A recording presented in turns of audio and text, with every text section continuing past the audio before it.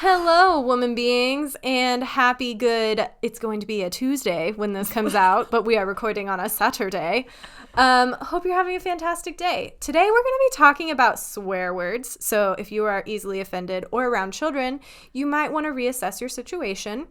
But yeah, we're going to talk specifically about female charged swear words. So it's going to be an interesting one. So we're just going to dive right in.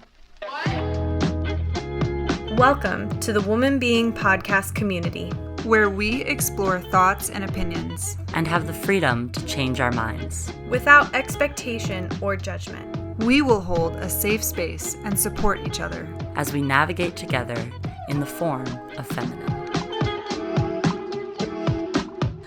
All right, so today we're talking about a new show that has come out on Netflix. It is called The History of Swear Words. If you haven't watched it yet, I think you should pause and go watch it and come back because Nicolas Cage has finally found his calling, and it is hosting this show.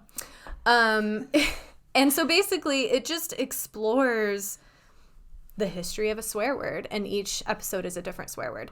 They did an episode actually on pussy, and they did another episode on bitch, where they explore the origins and how it's evolved and the social implications of using those words today, which is very interesting. So ladies, did you enjoy the show? What did you think about it? Is it something you enjoyed?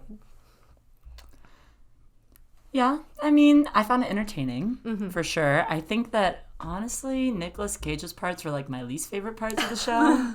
I was just kind of like, okay, let's move on to, like, the interesting parts. And it's cool because they have a combination of comedians and, like, linguists who are There's a professor talking about these words. Yeah. So, like, you're getting the comedy and sort of more of the plebeian view, as they are not experts in the field of language or words or whatever.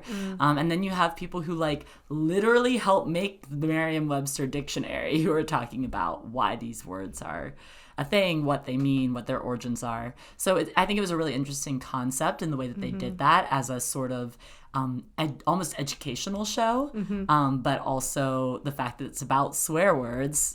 You've got to bring in some of that, like, you know, some of the fun and the comedy and the lewdness that comes from having comedians also talking. So I found it entertaining. I thought that it was pretty good. It's not something that is like, it's not like it's my new favorite TV show or anything. I think Nicolas Cage peaked doing National Treasure. So, like, in my mind, National Treasure is, like, up here, and then this show is, like, a few knocks down, and then, like, I don't know, other stuff he's done below that. I like don't Ghost know that I've Rider seen and anything The else Lake House. Nicolas Cage is in, honestly. I'm trying to think, but, you know, he's basically just himself in everything that he plays. Yeah, he's so, exactly the same. like, it fits, I think, for the show, for sure. So, good job, Nicolas Cage. You did it. Good job, whoever was the casting director, who Right, was just way to like, go. you know, let's just bring Nicolas bring Cage Nick. into here. What's Nick up to? Yeah. Like, I Seems haven't seen him almost around in a very while. random, but also very well But, like, placed. yes, this makes sense. Yeah. Because he's so dramatic, and then it's like a comical thing, and it's like, what? Yeah. So, yeah, there's But, like, he's also very serious. He Yeah. has a weird, and he himself is just, like, He's a weird. meme. He is a huge part of internet culture, so to bring him in, I think, is really smart. yeah, It was. Yeah. He does have a really super creepy opening for Pussy. So, Yes, he if does. you guys really want to If feel you're a uncomfortable- Georgia O'Keeffe fan, yes, that too. then it'll be entertaining Yeah. for you, that Yes. part, because she painted a lot of vaginas. Love. So, yeah, I don't know. I thought the show was fun. I thought it was educational and entertaining, and, you know, it was kind of like, all right, I learned a few things. There's also other swear words that it talks about, not including the two that we're mentioning today. So, if you have a burning question about certain swear words, you should check it out. You should definitely check it out. Yeah, I will say I want there to be a season 2 because there's other words that I was curious about that they didn't cover. And I'm like, why didn't they talk about this? Yeah. So There's only 6 episodes. Yeah. So 6 swear words. They could definitely There's a few more do a out second there. season. just a couple. Yeah. Just a few. So then before we really like get into the nitty gritty, I feel like we need to address the elephant in the room, which is we are Christians. And What? What? I didn't know. If you guys weren't aware, we are Christians. But we're all Christian women, and we're talking about swearing. Like, there's a lot of tension around this topic specifically. Some people swear, some people don't. Everyone has different reasoning. For myself personally, growing up, my dad was a very angry person, and swearing was like oh shit, like something's about to happen, a storm is brewing. And so swearing for me growing up was a control thing and a power thing. And so as an adult, I choose to remove the power those words have and use them of my own, but not for control and not for power, just because I think words have the power that you give them. So that is my personal stance. I know everyone is different. I would love to hear your own. Do you swear? Do you not swear? Why? Why not? I swear sometimes. And I think I don't, maybe this is bad because I literally don't have a philosophy around it. I don't have a personal like self decision that was made or like this is good or bad. I'm just like kind of like I don't care. I think probably if I were to extract anything out of my decision making around words as such, it's probably more related to what I feel is most honest in the moment or funny. I think sometimes swear words can be funny. So that's kind of, I know that's really bad. Like I don't have a philosophy at all. I just like sometimes do and sometimes feel like I don't want to. So I think that's bad. well, I'm just saying I don't have like a deep like, change the world through not swearing or swearing or because I know some people like they choose not to swear because they want to be set apart, and some people choose to swear because they don't want it to be as big a deal, and I'm just like, nah, I don't care. Yeah, that's kind of where I'm at least today. Tomorrow might be different. I don't know, I'll think about it, I guess. Yesterday was another answer. Yeah, for me it's funny because I grew up in a household where we were not like allowed to swear at all. Like that was a totally you don't curse type of thing, which is funny because like I didn't grow up in that Christian environment. But that was just the way that it was. I think it was sort of, I think maybe my mom's motivation in that was more of just like a common decency type of thing. And then once I was a teenager, I would swear all the time, like just like a sailor, like because I was just like, this is cool and I'm gonna be cool. And I think that then becoming a Christian, I like totally stopped swearing entirely. And so I think that for me, I actually think about words a lot. I went through a period of several years where I didn't use the word love outside of just talking about other people and my affection for them. Like I would never say like I love pizza because I was like that's cheapening that word. So why would I use it in that way? Yes, we've had conversations about this before. We have? Yes. Yeah, so there's a certain word sorry that Emma doesn't like. Yes, that's the other one that I was going to bring up is like I think a lot about the word sorry and how when we overuse it, we're cheapening our apology or we're cheapening our use of that word. And so that's something that I've kind of been fixated with for as long as I can remember. So for me, I don't curse very much, or it's like I curse if I'm like quoting a song that has a curse word in it or quoting somebody else that has cursed. But for the most part, I try not to curse. And I think that when I do see myself cursing, it's because I'm in a state of like stress or frustration, and that's like an indicator to me that something is off in myself and that I need to like take the time to adjust that. Like there's something in my heart that's off, which sounds very like Christian-y, but like it's more of an indicator of a negative thing to me. Totally. And I think that I also personally, like, I feel like if I refrain from cursing, then I put off a more sort of like professional and like respectable like aura. And I feel like knowing myself in the way that I used to curse, I don't see myself being able to like segment times that I do and don't curse. If that makes sense. So like to me it's easier to just not, and then to also like I don't know, I just feel like there's so many other ways we could say things without using curse words that like is super valuable. And I think sometimes cursing can be seen as sort of like a lackadaisical way of speaking. Like it's just kind of, I think in like common linguistics, it's kind of like lazy, if that makes sense, because it's just like filler words, or it's just like using very like shocking words for the sake of shocking rather than for the actual meaning behind them or whatever.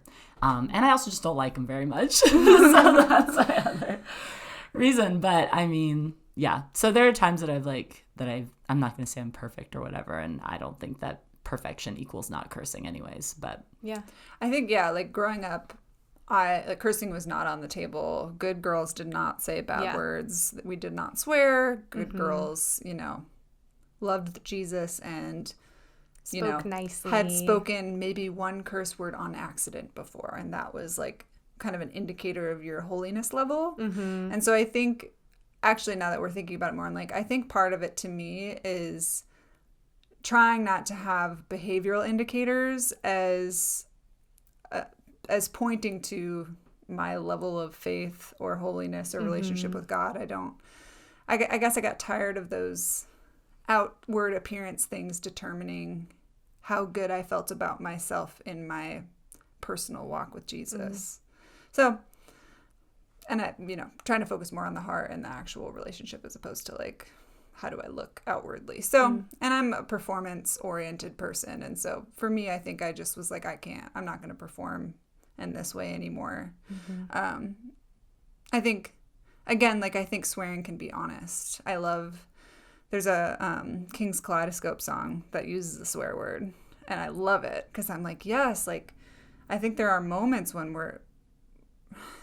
swear words help to emphasize like the depth of emotion. And so especially as an artist and a writer, I want to not exclude swear words from my vocabulary, but I also like I agree, like I think it can pollute our language sometimes. Like it shouldn't be the main,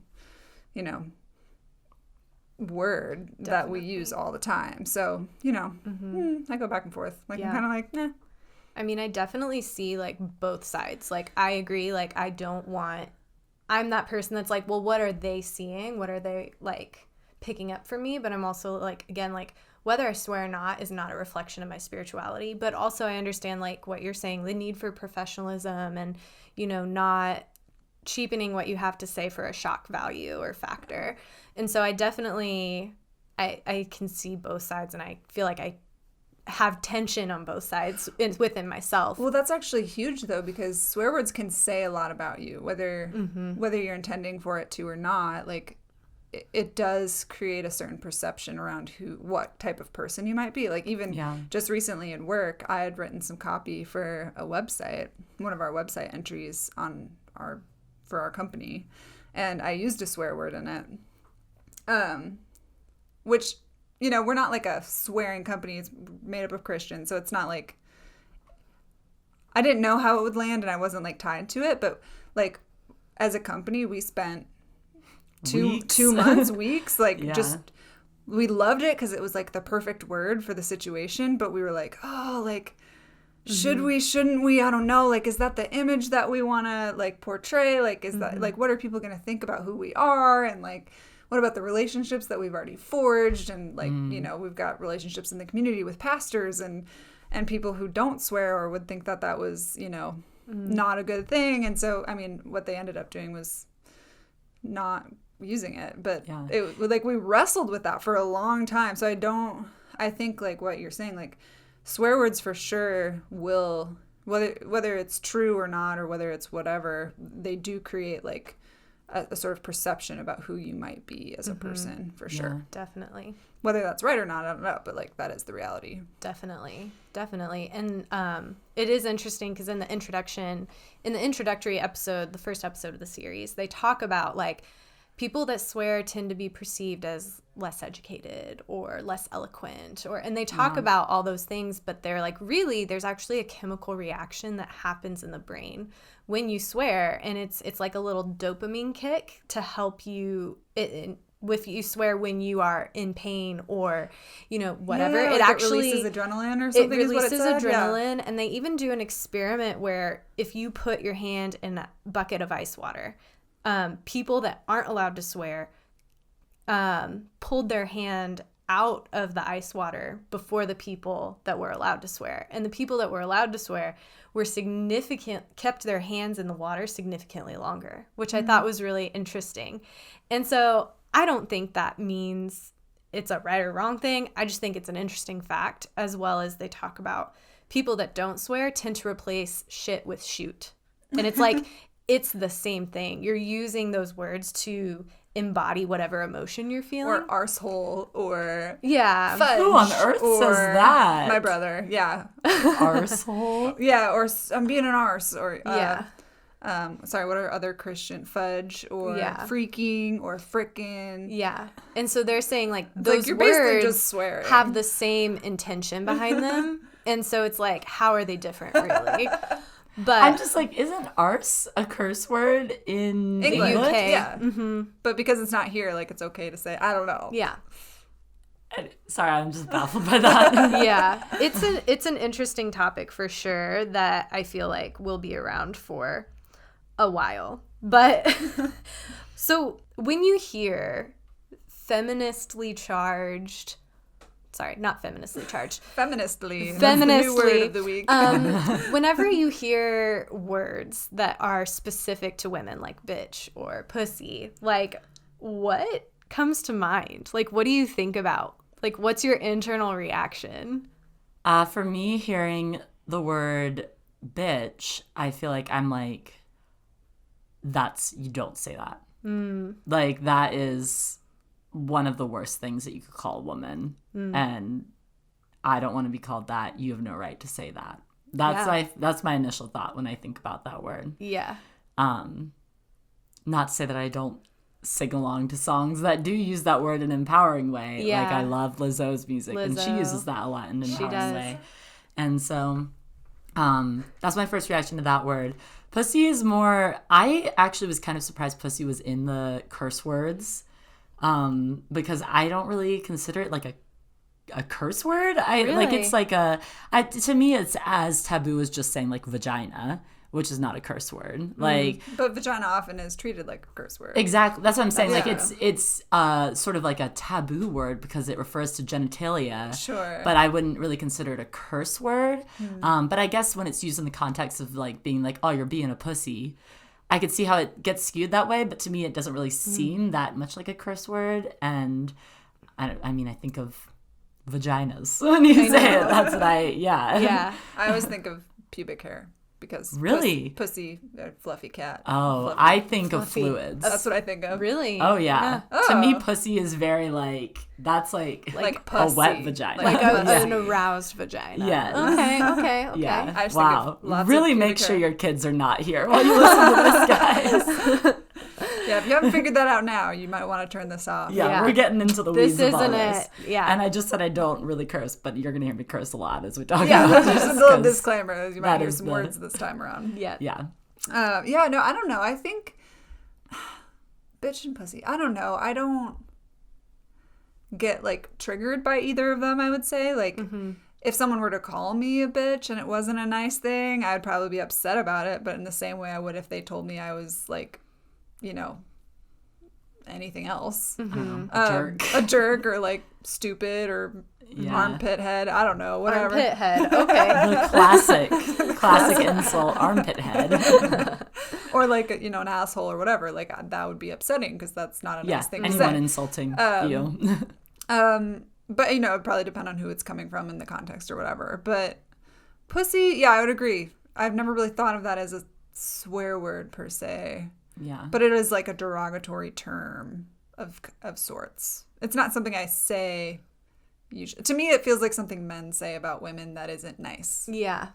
I agree. Yeah. I mean, I think of the classic statement by President number 45 of grab her by the pussy. Right. Yeah, I think of it in that context. Or remain nameless. I think that plus also like an association with what you would call a weak man. Yeah. Right. But also bitch. Like, okay, these are other thoughts. That's what I don't understand. One, why are swear words referring to women always animals? Like, I'm not a cat or a dog. Second, why is it always an insult to call a man one of these female things? Yeah. Right? Yeah, because it's derogatory for a man to be associated with a woman, right? Yeah, right. Be associated with being like a woman. Yeah, or even, you don't even have to say one of those swear words. You just have to say, like, You're such girl. a woman, or you're such a girl, or whatever, and, like, that's an insult. And I don't like that. I think being a woman should be a positive thing. Yes. Yeah. I really appreciate Trevor Noah's little bit on pussy. Like, and he was like, can we talk about the strength of the pussy? And so his whole point is, it's stupid that it's an insult to be called a pussy because what our vaginas do are amazing. Right. And, you know, there's so many great depictions in more recent pop culture of, like, you would die for this pussy. Like, let's get real. Men are fascinated with the vagina. And so it's just, like, always on their brain. And so it is interesting to think about those things. And meanwhile, dick or a penis is, like, associated with power and manliness. But all a penis does is get bigger and get smaller.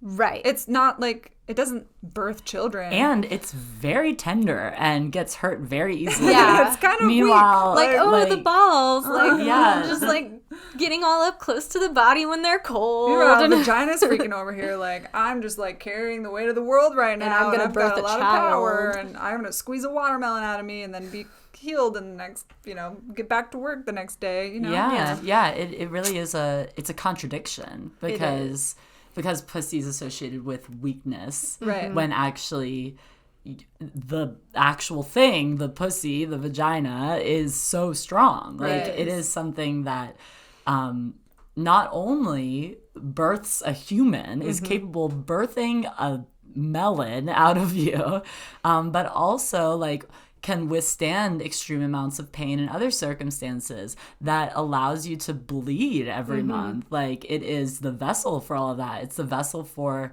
health to be monitored. Like, it has so many valuable qualities, and then at the same time is also a vessel for pleasure. And so it's bizarre that this is something that has become associated with weakness. Yeah. And then also at the same time, like, you talk about femininity being associated with weakness.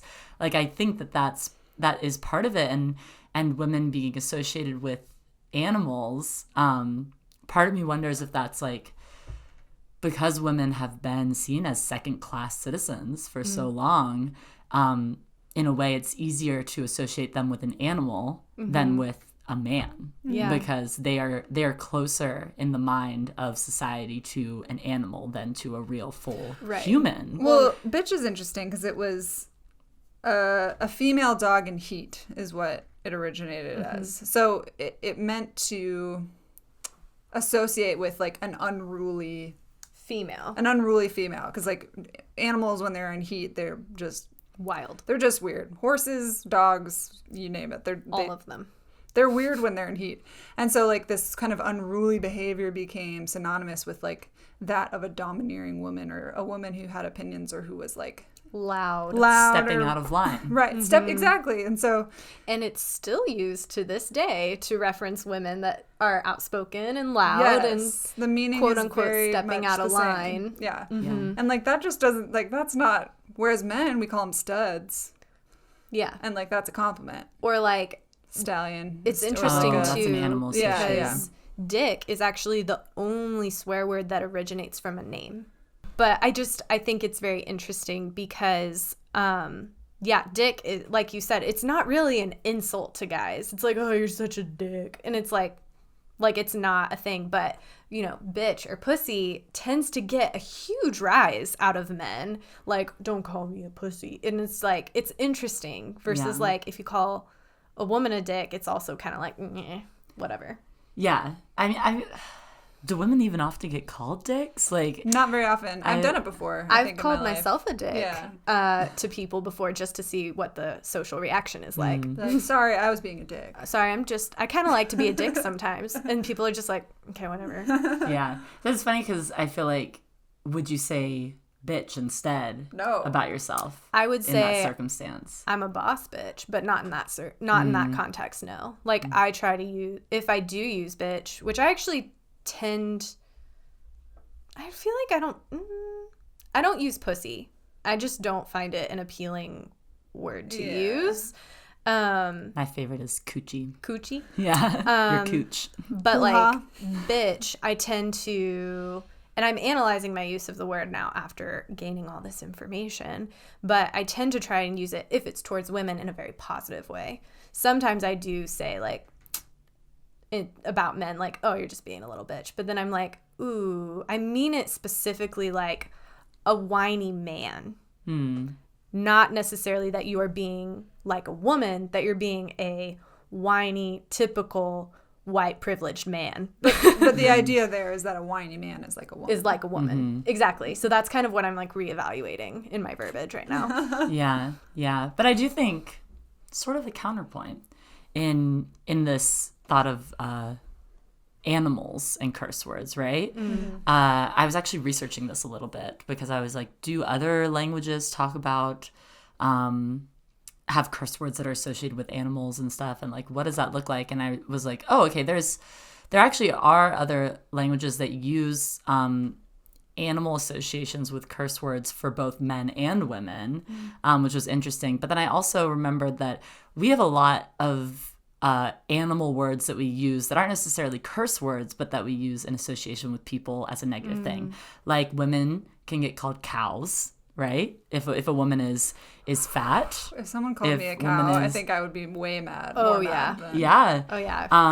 But also people get called chickens, right? For being scared, for being whatever. You get called a pig if you're eating too much. Yeah, that's the thing. Those ones aren't gendered. Cow is a little bit more gendered, I would say. Yeah. But I don't really think you really hear men being called cows. But like chicken or pig are ones that we use that are derogatory towards people. It's not a curse word, but it's definitely not a compliment. Yeah, it's not. And so I think that part of it too, while it does seem like we see this in the English language more with women, which is a problem, I think.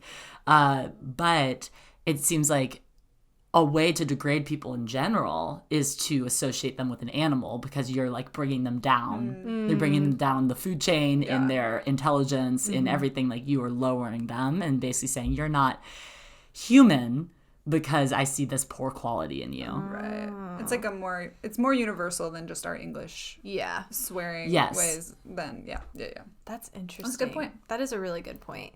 So like, are these words specifically these two that we're talking about today, do you find them triggering? Do you find them empowering? Some, in the show they talk about this reclaiming in pop culture for these words like bitch and pussy. I mean, we see them with Lizzo, with Doja Cat, with Megan Thee Stallion, Cardi B. I mean, wet ass pussy. Do you find like there is kind of a reclamation in like the empowerment side, or is it just kind of like still triggering for you guys? What is your like internal experience with that? I don't know. I think I disagree with Emma in that I don't think words, I think the intention behind words is more important than the actual usage. And so if someone is using a word in a more positive way, like I wouldn't be triggered by it. Like if someone was like, girl, you boss ass bitch, I'd be like, thank you. Like I wouldn't be like, yes I am. I wouldn't be like, how dare you refer to me as a bitch. So I really do think like our intention behind things makes a difference. I agree. With you, Kel. I don't like the word pussy. It's kind of like, nah. Yeah. So I don't use it or really talk about it. I'd only use it to reference my actual vagina. And even then I wouldn't say pussy. I'd say puss. But even, I don't know. I just don't like referring to my vagina as anything. Like, to me, it's like, oh, my pussy. Like, I don't know. That feels like weird to me. Yeah. So not that it is. But yeah, I think like if someone's angry and saying something mean, then I think it's mean. If someone's like complimenting you, then saying something nice, then it's usually nice. I mean, I think that there are, exceptions to that. Someone can be inappropriate or, like in a certain context, it can be not good, whether it's positive or not. But I think that's probably more where I lean, like with words. Yeah, in general. Yeah. Yeah, I get like it's interesting because there's the whole idea of reclaiming words that have been used against you, right? We see that in feminism. We see that in racism, like people reclaiming words. Yes. Yeah, definitely the gay community. And so like I get wanting to reclaim a word like bitch, but it also, for me, I wouldn't feel complimented if somebody called me a boss bitch, or if somebody was like, hey bitch, how are you doing? Like there's people who refer to their friends just like bitch all the time and things like that. Like I would be like, why are you doing that? Like it just feels like so unnecessary to me.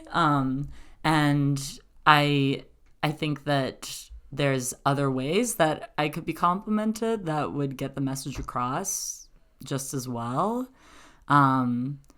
Like instead of calling me a boss bitch, like you could just say I'm a boss. Like you could just say that I'm really hardworking or really good at getting things done, or that I am going to be successful. Like, you know, like there's so many other words that you could use that I'm like, what's the point in using that word when it feels just like I don't know. I feel like I haven't really fleshed all of this out in my mind, but to me, it just feels like a dirty word, like an unnecessary word that I don't care to involve in my vocabulary. But to contradict myself, basically the only place that it doesn't feel weird to me is in listening to music. Yeah. So like when Lizzo says you could have had a bad bitch non-committal, like I'm like, yeah, that's great. But you could have, but you didn't. I think that it's more me recognizing Lizzo's or other people who are in the same field as her, or vein as her, like their style and their sort of their way of talking about things, but it's not the way that I would talk about things. So I forget what our original question was at this point. It's just like, is it intriguing? Can you reclaim is it triggering? Do you feel like there's a need and a movement to reclaim it? Is that even important?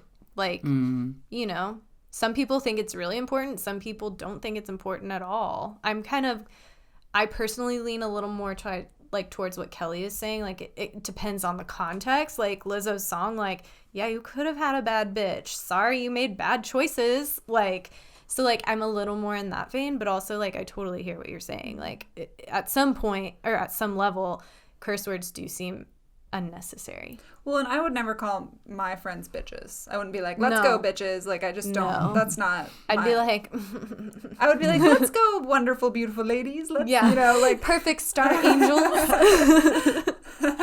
Oh my god. Okay, I wouldn't say that, but you know, like Kellyanne I would. To me, that's just not a usage that I personally am comfortable with or find like appealing. But like, you know, if a friend speaks that way, I'm just kind of like, okay, that's the way you speak. You know, I don't know. Yeah. I haven't really ever had to face that, you know? No, yeah. Like I don't have friends who That's true. Who really use that and refer to people in that way. So it's not something that I have to come up against very often, and therefore don't have to really think about that often. Yeah.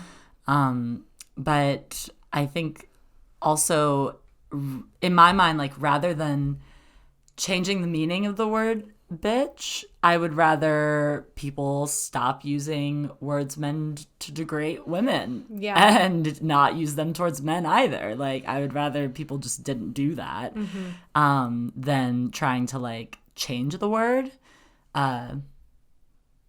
And pussy, I feel like I don't even think about. I'm like, whatever. I mean, I see the problematic sides, like we already said, of like calling a man a pussy, in that it is telling him that femininity is wrong and weak, and I don't think that's okay. So I would rather people didn't say that, but I think that, for example, the statement "grab her by the pussy" would be just as offensive if they said "grab her by the vagina." Yeah, or the hoo-ha, or the, what did you call it? Coochie. The coochie. Coochie. Yeah, it's kind of like, again, the intention It's behind like, don't grab a woman's genitalia. Yeah. That's the part that's offensive Just about like that, how- not the word pussy. Yeah, to me. just like how a woman should not grab a man's genitalia, don't grab a woman's genitalia. Yeah. It's just not something that's socially acceptable. That is sexual assault. Yes. Yeah.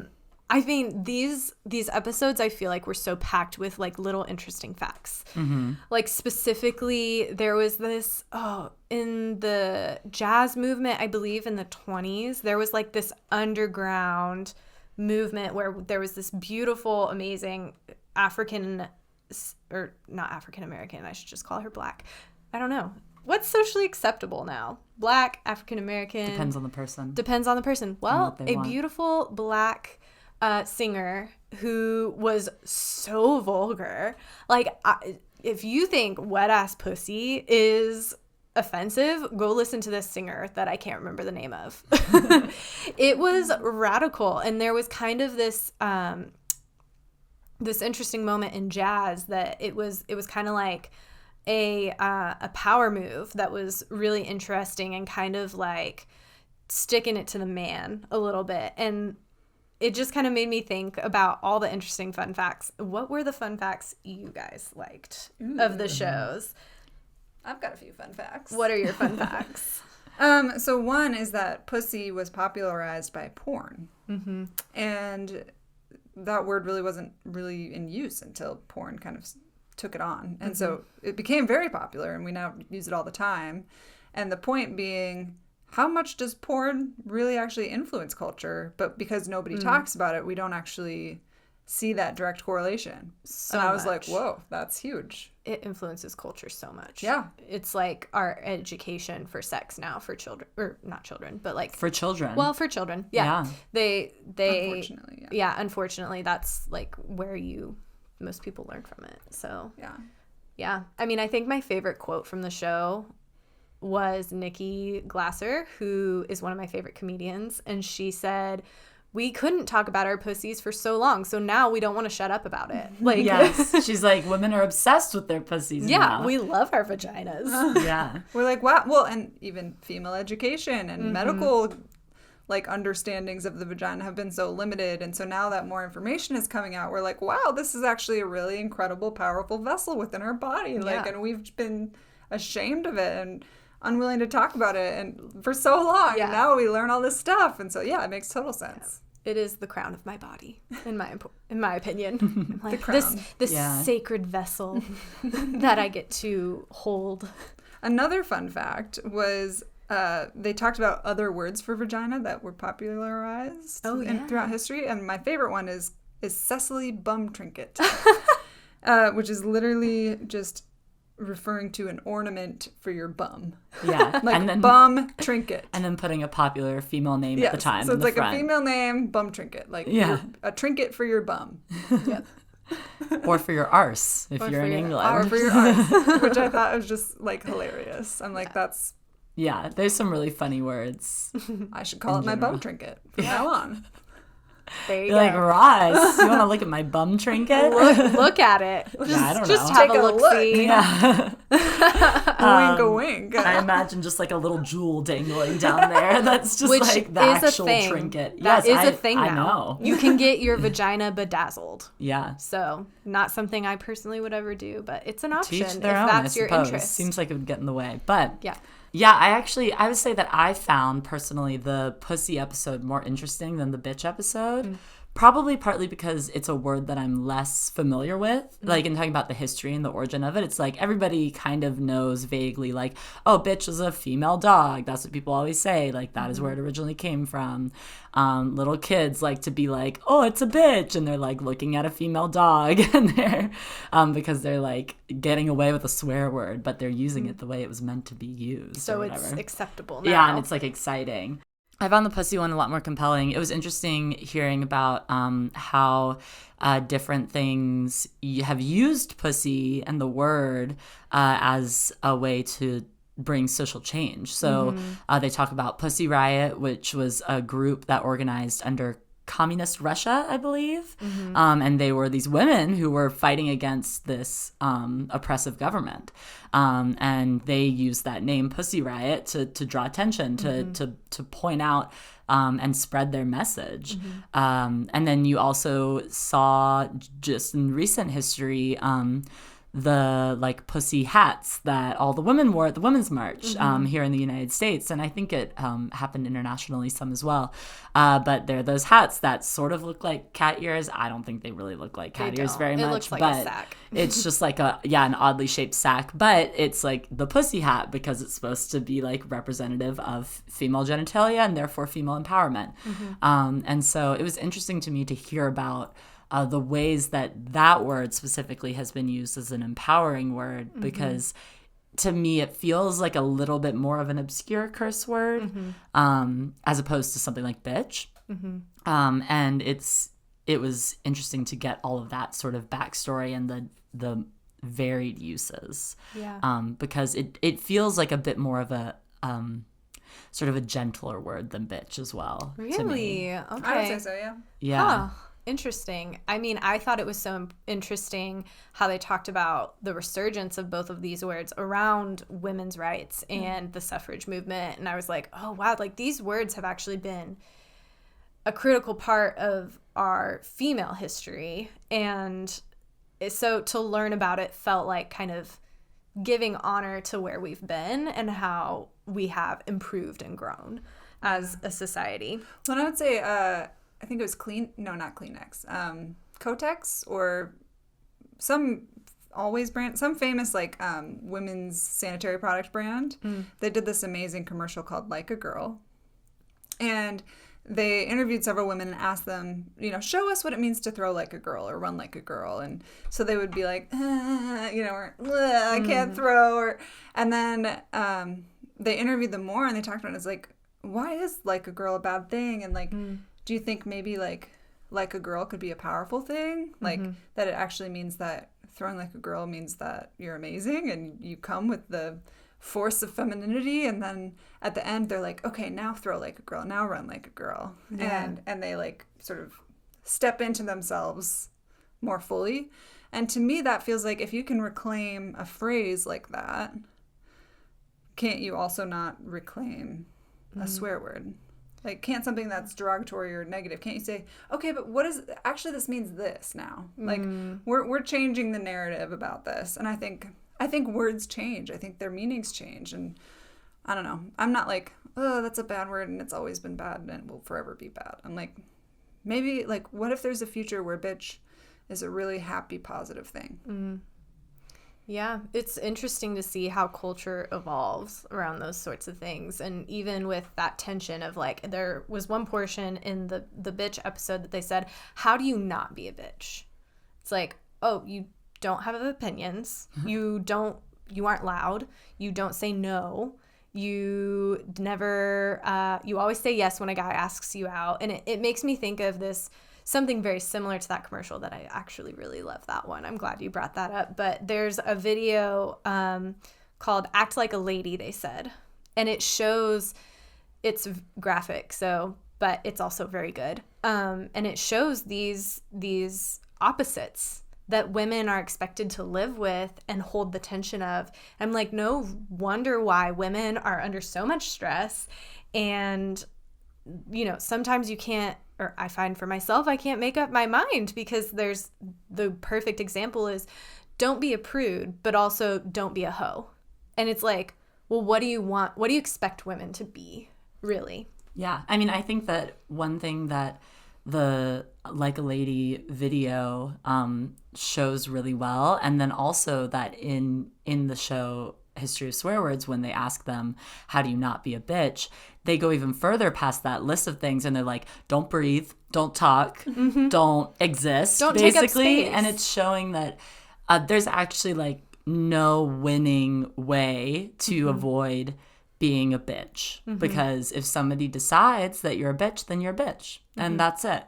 And there's like the label has been put onto women as a way to like disqualify them from conversations, as a way to show them as incapable, as too emotional or too controlling or whatever, like a whole gamut of things that don't even match up together because they just the word has been used flippantly across the board to keep women out of conversations and out of boardrooms and out of whatever, that like there is no way to just not be a bitch according to society and the way that they've used bitch for so long. Definitely. And in some ways I feel women are being like, okay, if I can't not be a bitch, then I'm gonna be a bitch. Yeah, definitely. And this is who I am. And like it's like that moment in The Greatest Showman where she's like, this is me.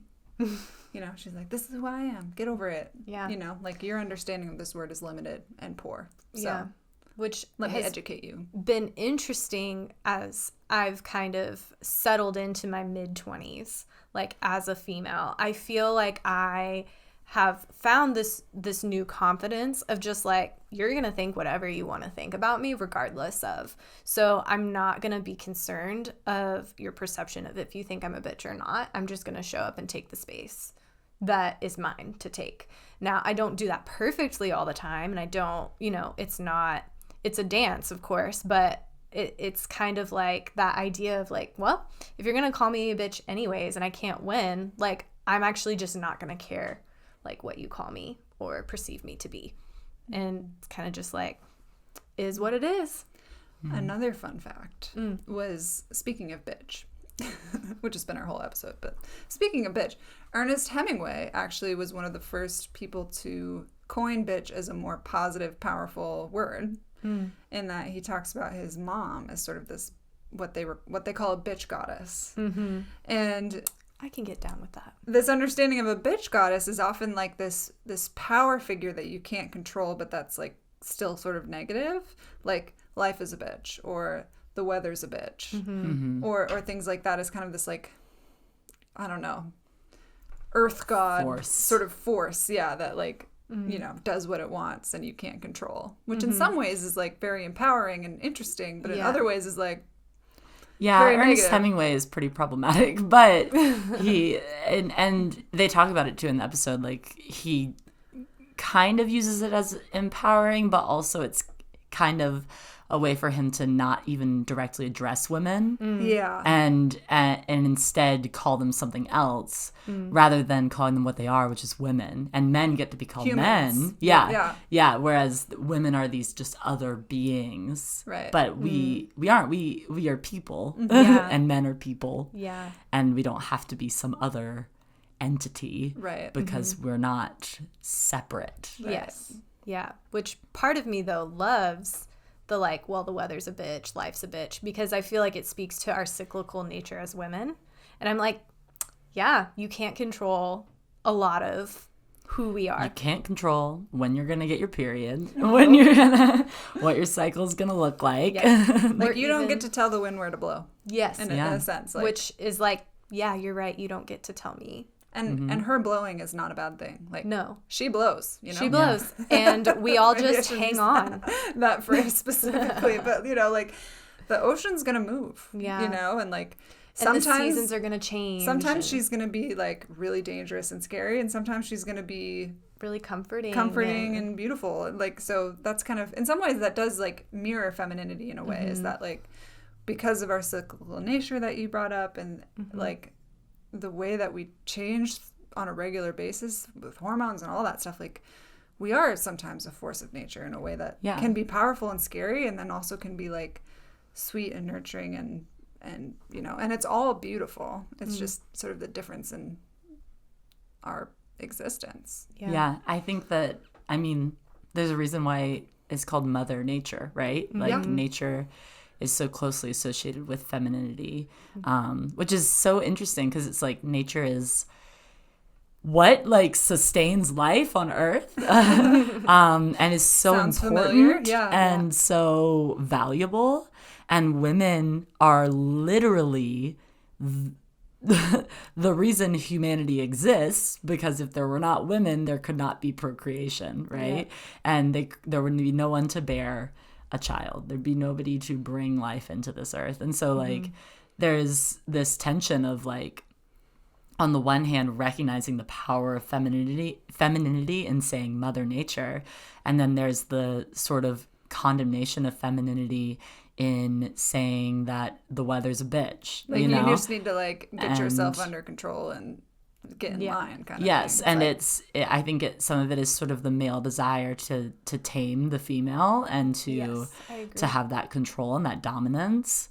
And we see that in nature as well, is the human desire to dominate nature and to control nature. Mm-hmm. So I think that it mirrors all of it. Actually, and now that we're talking about that, like, it's just a reflection of God, you know, like, both of us are made in the image of God. And so there's, like, an immutable quality about the Lord in that he never changes and he's always the same. But then he does change at the same time. And, like, there are, like, seasons, and you read through the Bible, like, he goes through, like, different periods of how the Lord communicates and and the types of things he says and things like that. And so while he is both constant, he's also ever changing. And that kind of mirrors, like, the male and female. I think almost like fluid would be a better word. Yeah. You know, the Lord is fluid in between Father and Son and Holy Spirit, and between authority and wrath and power, and also gentleness and nurturing and life-giving. Yeah. You know? Which is part of what I love about being a woman. Like, even though it's incredibly hard to be a woman and, like, men that are like, oh, you're a bitch, I'm like, you try having a 30-day cycle and see how you feel.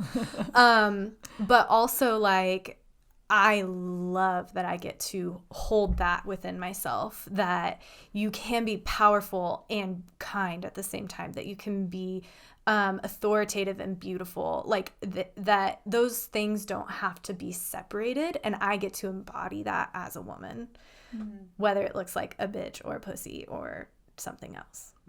So as we're discussing these two words that have been so in a part of our culture for a long time, that have taken on new lives as we have evolved, what do you feel like you are walking away with? Do you feel like your perspective of these words have changed? Would you consider having them in your vocabulary moving forward? Or are you kind of like, I think about the same as I did before?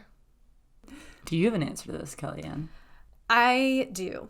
I think I loved learning about how these words have played out in history.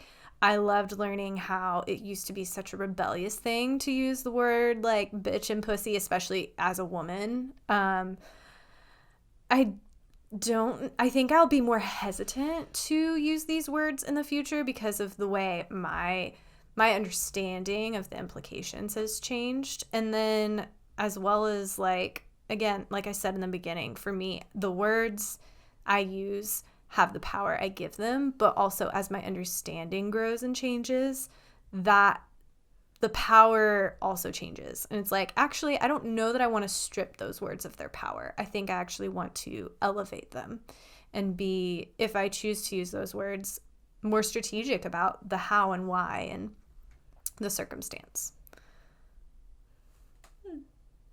I don't know. I think I don't use either of those words very often anyways. Pussy especially, because it's just, I think it's dumb. But, I mean, for sure I want to be more conscious too about, like, the ways that we're referring to men in these feminine ways. And, like, I think there are other ways, like, of saying that even without swear words. And I think being more conscious of how we move forward with language in that way. I think I want to be, because I don't want to perpetuate the idea that it's okay to call a man a woman, essentially, when he's being, you know, I don't know, whatever someone may perceive as weak or ineffectual. So that for sure, like, is sticking with me. And I think, although intention is important, words still do have meaning, and, like, we have to be intentional about the way we use them. Yeah, I don't know. I don't feel like it revolutionized anything for me, but it does point out that, like, we've come a long way as a society, and, you know, we're all figuring it out. Definitely. I just try to, like, not be offended, I think. Yeah. And, like, keep moving forward and recognizing people are people and swear words aren't big and scary. Mm-hmm. One thing is for sure, I definitely still love the song WAP. I'm still very into it. Okay. Yeah, I mean, for me, it's more than changing an opinion or anything for me. Watching this and learning more about these female-associated swear words is a good reminder to me of the meaning behind the words that we use and how we should or shouldn't be using them. I think that in the past, I would be incapable of even recording an episode about swear words because they were so just like they had so much power to me and they were so taboo. But now they're more of something that I just don't prefer to use. So I think my relationship with swear words has changed a lot over the years, and I think that that's the same. But it's a reminder that like we have a lot to do in terms of breaking down the ways that women are viewed, especially in the Western world when it comes to language. I think that there's a big tension in that between the way certain words are gendered and the way that they're used as a way to degrade people because they're associated with the female, like Kelly mentioned. Like that's something that has been sort of just okay for so long, and it's actually not. It's not okay. Like my femininity is not something to be used as an insult against somebody else. It'd be like using, I don't know, another quality that's just something that I have that I can't control. Don't be such a redhead. Yeah, and I mean, and that is something that has been used as a negative thing before, specifically. But yeah, so it's using those things. It's kind of ridiculous and almost arbitrary, but it affects the way that we perceive people and the way we think about them in ways that we don't even realize. So I think it was a good reminder of like the conscientiousness that I think is necessary in order to do things like reclaim words or change the meanings of words. I think that can be a really long and slow process in changing what a word means or what it's associated with. I would love a future where the word bitch is a good thing. I don't see that being the case in the near future because there's so much deep-seated association with the negative for that word. So there's tension and transition with that if we do wind up going in that direction as a culture. And I think that, yeah, it's not like now that I watched a show on swear words, I'm going to swear all the time, but yeah, it's interesting. It is interesting. Well, ladies, swear or don't swear, you're still a woman being to me. What is the woman being who swears? Who swears? The woman being who doesn't swear. I think she's the same as all the things that a woman being is. All still the same. Doesn't change. Woman being the same. Yep, woman being the same. You heard it here, guys. Well, perfect grammar. Thank you. I did it first. Yeah, so. it was Emma. Good one. Yeah, I was like, thank you, and it was you.